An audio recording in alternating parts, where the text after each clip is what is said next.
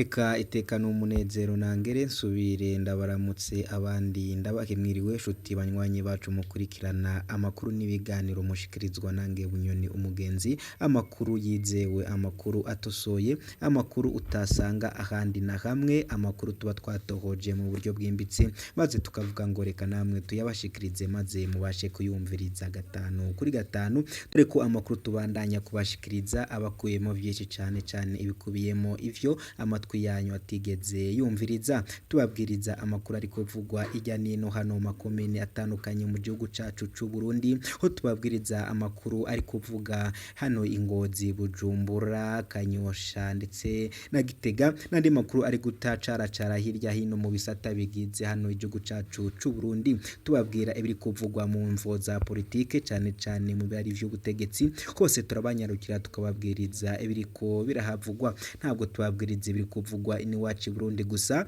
ariko tubabwira n'ibiri kuvugwa muri Republika Iharanira Intwaro Rusangi ya Kongo, ho mubizi neza ko hari urubuga rw'intambara, aho ari intambara iri guhuza umutwe twaje ibigwanisho wa M23 ndetse n'ingabo z'igihugu za FARDC, tubabwira n'ibiri kuvugwa mu gihugu cy'u Rwanda, tukababwira ibiri kuvugwa muri Uganda, Tanzania, Kenya ndetse n'ahandi hirya hino muri Afrika, ariko ntabwo duhagararira aho ngaho gusa, tubabwira n'ibiri ko biravugwa mu bihugu vyo mu makungu ya kure cane mu bihugu vy'ibiyaga binini. Reka ndakengurukire wowe wese wahejeje gufyonda sabone, ariko ndakomeza nsaba nawe utarafyonda sabone kwa manuka hasi kwa jambo k'umutuku kanditseho sabone ugafyonda ko, maze wamara gufyonda sabone ugakomeza uradusangiza n'ibitekerezo hasi muri comment, kandi ari nako urakomeza gukanda ukazoyera kugira ngo ujye urabasha kuronka amakuru yacu ku gihe. Nibyicariro nzajya ngenda nkubwiriza cane bikubiyemo ivyo amatwi yawe atigeze yumva. Mu ngingo nkuru amakuru yange yagiye kwibandaho, ndagaruka ku ijambo ryavuzwa na Reverien Ndikuriyo, akaba ari umushikiranganje wa mbere hani wacu i Burundi, aho yavuze ijambo riteye ubwoba, ijambo rikomeye cane, aho yashatse kuvuga ko abashatse gutembagaza ubutegetsi mu 2015 nta kigongwe bakwiye kuronka, akaba ari naho yahereye avuga ko na General Guillaume Bunyoni nawe ugeze kuba umushikiranganje wa mbere akomeza kuboretswa mu kasho. Ni byinshi cyane ndagenda nkubwiriza, ni mu gihe kandi nanone hari andi makuru adushikiye aka kanya ari kuvuga ko imbonera kureza hani wacu mu Burundi nubwo zishukomeje gushirira muri Republika Iharanira Intwaro Rusangi ya Kongo, intambara muri Republika Iharanira Intwaro Rusangi ya Kongo itazigera ihagarara kuko M23 ibarusha imbaraga. Ni byinshi cyane ndagenda nkuyagira cyane bikubiyemo ivyo amatwi yawe atigeze yumva. David ko ashobora kuba ari mu gitondo sata cyangwa se ni mugoroba we utwumviriza yubanye naho uherereye, ariko nacata umuntu arafata unatari uterenze 10 cyangwa 15 gusa ngo yumvire byinshi cyane ibikubiyemo ivyo amatwi yawe atigeze yumviriza. Idonido y'amakuru nagutegure ni mukanya gato ya cyane kuri mikoro nje uba ari kumviriza ndi Munyoni umugenzi.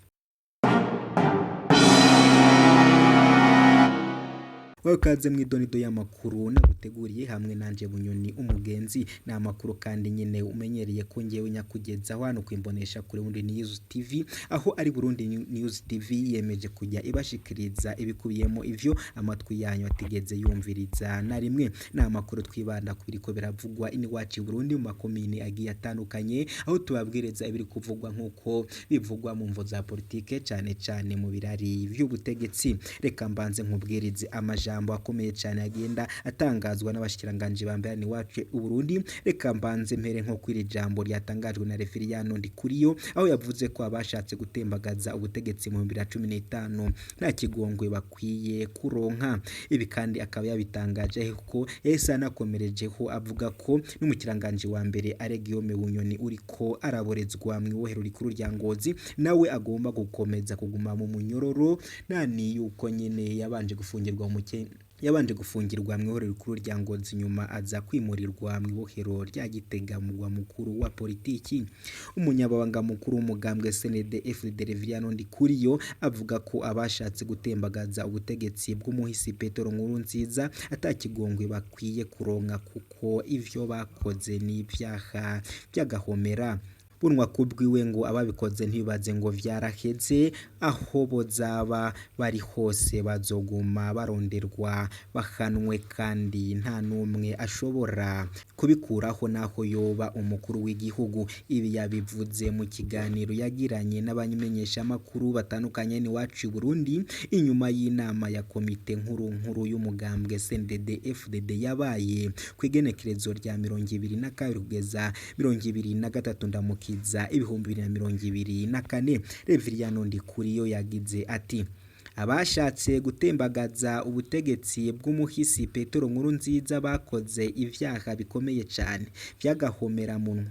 Ababikoze bashatse gusenyura demokarasi kuko umuhisi Petero Nkurunziza yari indongozi yitorerewe n'abenegihugu baciye mu matora.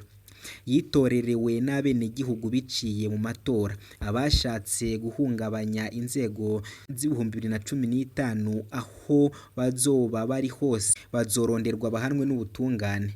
Abarundi batari bake baragiye mu myiyerekano yo kwiyamiriza ikiringo ca gatatu c'umuhisi Petero Nkurunziza bavuga ko kitubahirijwe amategeko, ibintu bitari bike bikaba vyononekaye. Kwigenekerezo rya 13 Rusama 2015 niho habaye itembagazwa ry'ubutegetsi bw'umuhisi Petero Nkurunziza bikozwe na Generali Godefroid Niyoyimbare ariko rikaba ritarakunze. Ni byinshi cyane rero ndagenda nkuyagira ibigiye bivugwa cyane hano iwacu i Burundi, gusa nubwo bimeze bityo ariko akaba ariho yahise akomerezaho n'irindi jambo rikomeye cyane, ijambo riteye ubwoba. Akaba yagarutse kuri Generale Areguillaume Bunyoni ubohewe mu kabohero ka Ngozi. Uyu rero Generale Areguillaume Bunyoni nawe akaba yaragaragaweho ivyaha bigiye bitandukanye, ivyo gutembagaza ubutegetsi bwa Generale nyene Cubahiro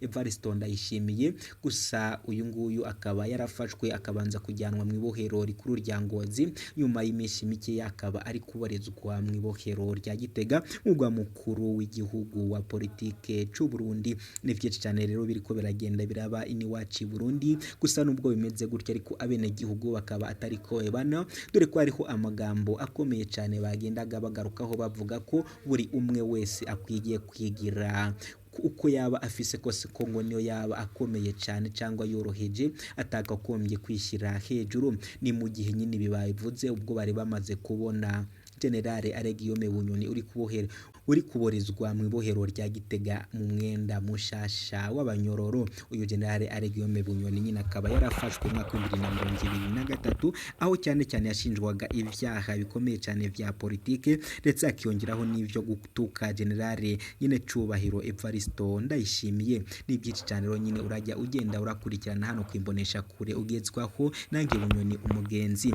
Nubwo bimeze gutya ariko nanone bakagaruka kumbonera kure z'igihugu cy'u Burundi ziriko ziraborezwa muri Repubulika Iharanira Intwaro Rusange, bakaba bari kwitwa cyane n'inyeshyamba za M23, aho bavuze ko ngo inyeshyamba za M23 nubwo bakoresha ingabo zingana gute zo batazigera bazinesha. Nibyo cyane rero biriko biragenda biravugwa, gusa nyine nawe ndagira ngo nkomeze nkusabe komeza urabane natwe kandi udushyigikire. Niba utaraheza gufyonda sabone nkuhirarika gukomeza gufyonda sabone, kandi ari nakora komeza kubana nange 5 kuri 5. Ndabakunda cyo makagira Imana n'amahera kuri mikoro nje uba ariko urumviriza ndi Bunyoni umugenzi.